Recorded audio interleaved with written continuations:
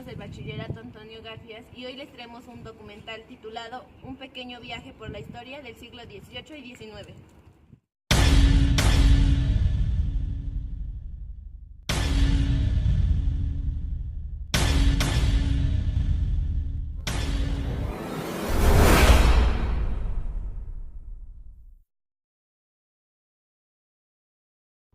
El desarrollo científico del conocimiento social de la Ilustración hasta nuestros días. A lo largo de la historia, muchos científicos y pensadores han mostrado una fuerte convicción por la unificación del saber humano como vía del acercamiento al conocimiento profundo y completo del mundo. Una idea de esta, que aparte de la premisa que el mundo es ordenado y puede ser explicado por un reducido número de leyes naturales, de modo que su aplicación es extrapolable a todos los órdenes de la vida, desde lo más profundo y complejo hasta lo más simple e intrascendente. La herencia de la Ilustración. La Ilustración fue, sin lugar a dudas, una de las épocas doradas para el desarrollo de la ciencia. Supuso el punto de anclaje para las altas cotas del conocimiento científico alcanzadas hasta hoy, y pese a que fue un periodo fugaz desde el punto de vista histórico, su ideología ha tenido una enorme influencia en el desarrollo de la sociedad occidental hasta nuestros días.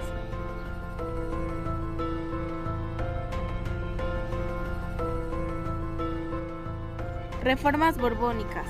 En noviembre de 1700 murió el último rey de la Casa de los Austria, Carlos II el Hechizado, porque desde pequeño había manifestado ser un niño débil y enfermizo. Carlos II sufría de deficiencias mentales, deformidades en la cara y en el cuerpo, joroba en el pecho y en la espalda, además de ser estéril.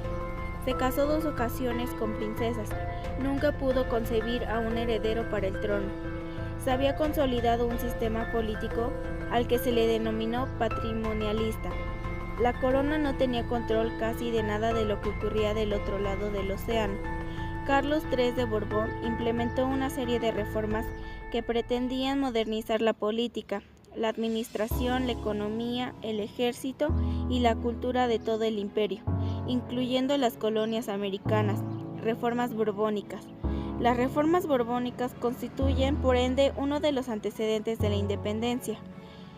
La reforma política consistió en que la corona asumiría de nueva cuenta el gobierno, la administración de los recursos y el poder en todas sus posesiones. En Nueva España, estas reformas fueron implementadas por José de Galvez. Galvez fue un partidario de cambiar la estructura territorial del virreinato y organizarla a partir de las intendencias, espacios concretos gobernados por funcionarios profesionales enviados directamente desde España. Uno de los propósitos de las reformas era mejorar las finanzas de la Nueva España, con el fin de nutrir las arcas de la metrópoli. Se hicieron los primeros censos poblacionales para intentar hacer cálculos sobre lo que se debía recolectar y así crear nuevos contribuyentes. La minería fue reconocida como una de las actividades primarias de la economía novohispana y a los mineros se les permitió organizarse como gremio. Las reformas borbónicas incidieron en todos los aspectos sociales, reglamentando las diversiones públicas. Prohibieron las corridas de toros por su salvajismo y sus carnavales por ser considerados espectáculos transgresores del orden social. La invasión napoleónica a España y su impacto en la Guerra de Independencia.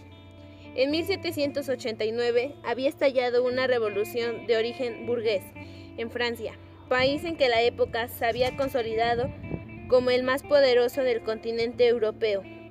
Carlos IV, rey de España, en esa época no se encontraba en condiciones económicas ni militares para ofrecer su ayuda al rey francés ante la ola revolucionaria. Luis XVI, el rey francés, fue ejecutado en la guillotina, por lo que tuvo que declarar la guerra a los revolucionarios franceses en marzo del mismo año. En el mes de agosto de 1796, el gobierno de España, representado por el primer ministro Manuel Godoy, tuvo que ceder y aceptar un acuerdo con el gobierno de Francia revolucionaria presentada en esos momentos. Como una medida de protección ante la conspiración de Fernando en contra de su padre en 1808, Godoy trasladó a su familia real a Andalucía en mayo de ese 1808, y mientras los miembros de la familia real peleaban entre ellos con la complacencia de Napoleón. La política española se enfrentaba en la península al gobierno de origen francés, posición que benefició a los conquistadores novohispanos. En 1808 de nuevo se comenzó a conspirar en contra de la corona, lo cual desembocaría a una rebelión conocida como el Motín de Aranjuez. El 5 de mayo se firmó el llamado Acuerdo de Bayona, mediante el cual Fernando VII abdicaba en favor de su padre Carlos IV, y este lo hacía en favor de Napoleón. Napoleón entonces declaraba a su hermano José Bonaparte como rey de España, tomando el título de José I y de España.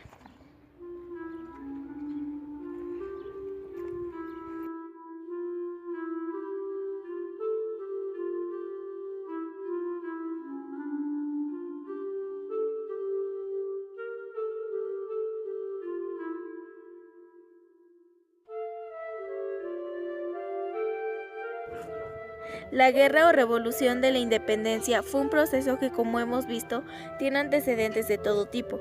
Los factores externos se encuentran en las ideas de la Ilustración, las cuales ponderaban el pensamiento racional por encima del religioso, y proponían nuevas reformas de concebir el poder y el gobierno, con lo cual dieron origen a la Revolución Francesa, y por supuesto la Guerra de Independencia de las 3 colonias británicas de Norteamérica. Los factores internos estuvieron relacionados con la desigualdad del virreinato de la Nueva España, en donde una minoría cercana al 17% de la población concentraba la riqueza, mientras que la mayoría, una extensa población de indígenas, mestizos, negros, mulatos y en general todas las demás castas, apenas sobrevivían en la miseria y siendo explotados en las minas, en las haciendas o en los obrajes. Otro antecedente de la suma relevancia fue la implementación de una serie de medidas que pretendían modernizar el sistema administrativo colonial. Ya en el siglo XIX, las autoridades españolas emprendieron una serie de medidas económicas que terminaron por obstaculizar el desarrollo de la colonia y empobrecer al reino. La independencia de México, el periodo de nuestra historia conocida como la Guerra de Independencia, empieza a la madrugada del 16 de septiembre de 1810, cuando el padre Miguel Hidalgo da el llamado Grito de Dolores, y termina el 27 de septiembre de 1821, 11 años después, con la entrada triunfal del ejército trigarante, encabezado por Agustín de Iturbide y Vicente Guerrero, a una jubilosa Ciudad de México. El objetivo principal de este movimiento era liberar a nuestro territorio del yugo español y que en cada rincón de la colonia se olvidara por completo el concepto de virreinato.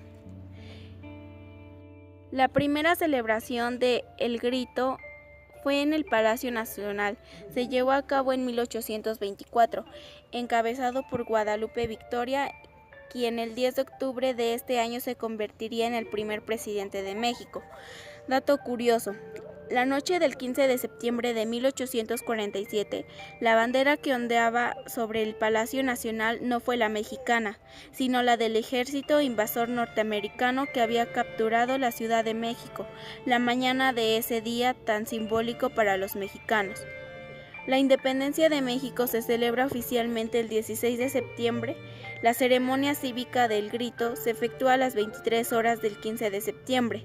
Fue Porfirio Díaz quien inició la tradición de celebrar el Grito la noche del 15 de septiembre para hacerlo coincidir con su cumpleaños.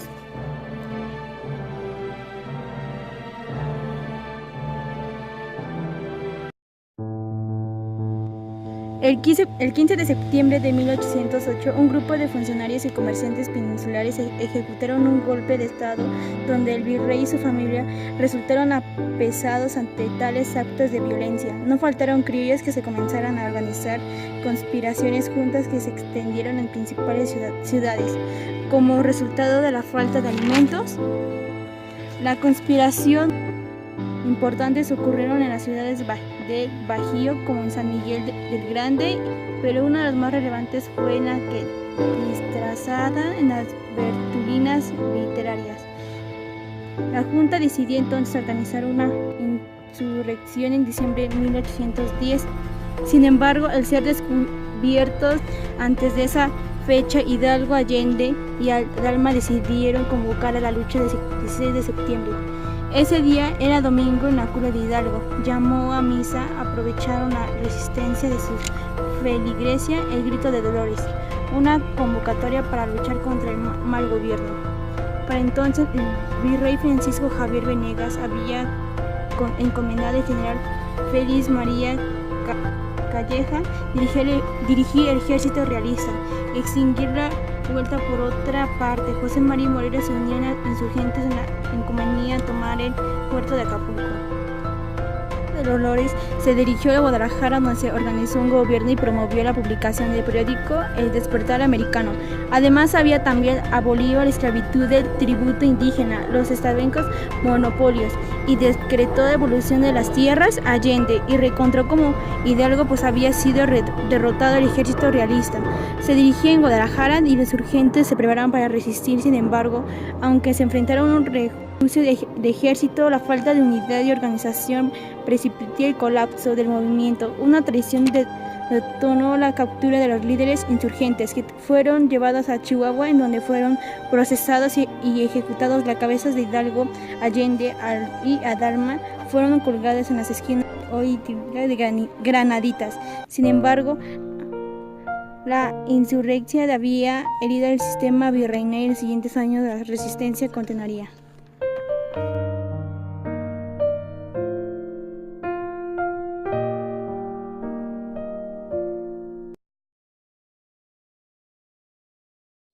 Organización de la muerte de Hidalgo al fusilamiento de Morelos 1811-1815. A la muerte de Hidalgo, el principal líder de los insurgentes fue José María Morelos y Pavón, que también era cura, pero en su vida había trabajado como arriero y conocía muchos caminos, pueblos y personas. Morelos era un hombre inteligente y entendió que el fracaso de Hidalgo se precipitó por la desorganización de su ejército y poca claridad en su planteamiento político, por lo cual esta etapa de la Guerra de Independencia se caracterizó por la formación de un pequeño pero bien adiestrado ejército integrado. A esto se sumó su capacidad para atraer a otros revolucionarios como Nicolás Bravo, Guadalupe Victoria y Vicente Guerrero. Recordemos que Morelos fue enviado a Acapulco, por lo cual su ejército se desplazó y controló la región conocida como Tierra Caliente. En el Congreso de Chilpancingo, que quedó inaugurado el 14 de septiembre de 1813, se leyó el documento Sentimientos de la Nación, donde Morelos declaró la libertad de América y estableció una firmeza que el poder emanaba del pueblo. El Congreso otorgó a Morelos el poder ejecutivo y este pidió que se le llamara siervo de la nación. Finalmente, el 22 de octubre de 1814, se promulgó la Constitución de Apatzingán, la cual se había inspirado en la Constitución de Cádiz de 1812. El general Morelos tuvo una extraordinaria victoria en Acapulco, pero tiempo después fue derrotado en Valladolid, Morelia, y fue hecho prisionero y conducido a San Cristóbal de Catepec, donde fue fusilado el 22 de diciembre de 1815.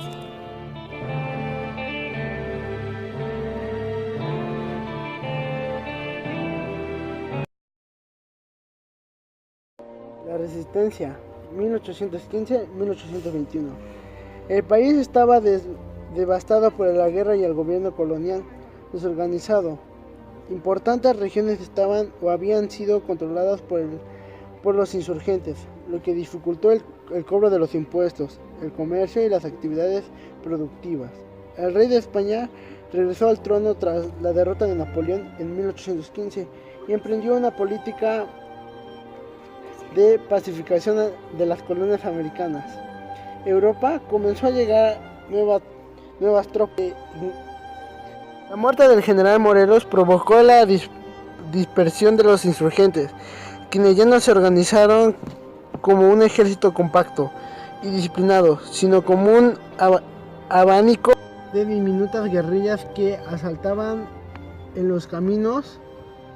En 1816 fue enviado Juan Ruiz de Apocac para ocupar el cargo del virreinato.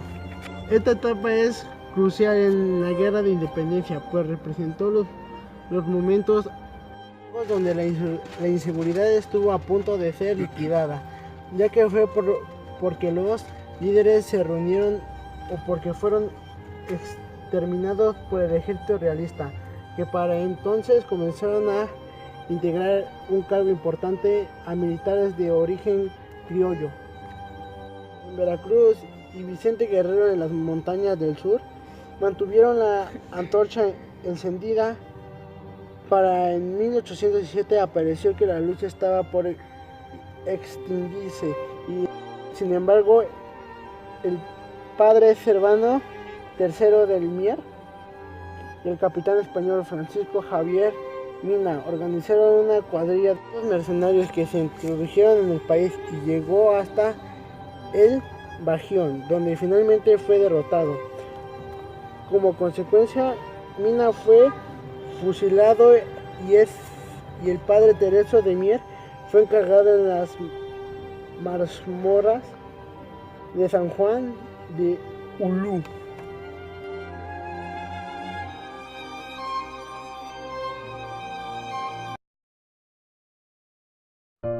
La consumación 1821.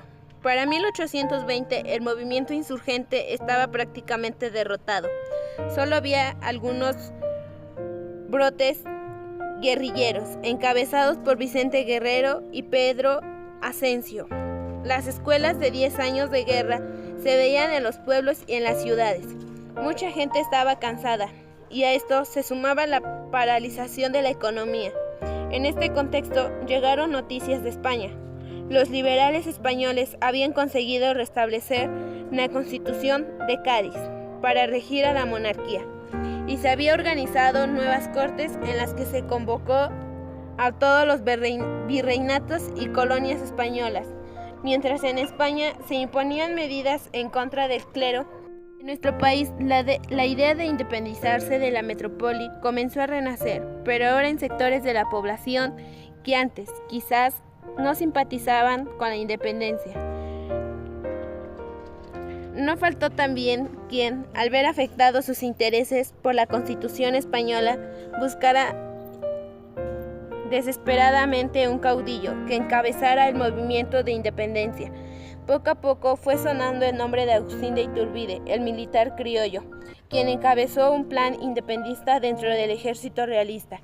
Iturbide decidió intentar aliarse con Guerrero, unificar sus fuerzas y declarar la independencia. Iturbide convocó a Guerrero para hacer la alianza. Se cuenta que se analiza quedó establecida por medio del Abrazo de Acatempan en febrero de 1821. De Acatempan, en el municipio de Teloloapan, en Guerrero, con el ejército realista y el ejército insurgente al pie del cañón. Los dos grandes militares se encontraron en el centro del campo de batalla y empezaron a platicar. Después de pactar que juntarían sus ejércitos para formar al ejército trigarante, se abrazaron en representación de la unión y la paz que llegaría a México. Iturbide, jefe militar de una nueva fuerza que adoptó el nombre de Ejército Trigarante o de las Tres Garantías: unidad, religión e independencia. Días después se proclamó el Plan de Iguala. Algunos capitales del ejército realista se sumaron a él, como Antonio López de Santana, pero otros no vieron con buenos ojos semejante afrenta, sobre todo el lado peninsular. En España se eligió al político liberal como jefe político de Nueva España, pero como este se percató desde que llegó a Veracruz de que el movimiento independentista era irreversible. Buscó reunirse con Iturbide, sido parte de la resistencia española ante la invasión napoleónica, y era sensible el sentimiento de emancipación, por lo que finalmente se reunió con Iturbide en Veracruz, donde se firmaron los Tratados de Córdoba, en los que se reconocía la independencia de México y se establecía el Imperio Mexicano como forma de gobierno. Algún miembro de la familia real española. Ya está listo su encargo, señor coronel.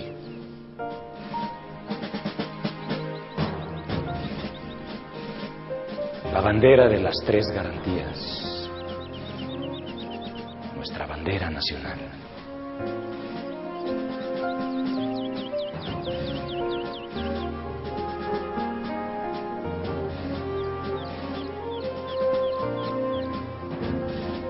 Es tal y como la imaginé, con estos colores. El blanco, nuestra santa religión. El verde, la independencia. Y el rojo, la unión de todos los mexicanos. Ciudad de México, su capitalización. El ejército trigarante finalmente entró triunfante a la capital mexicana del 27 de septiembre de 1821.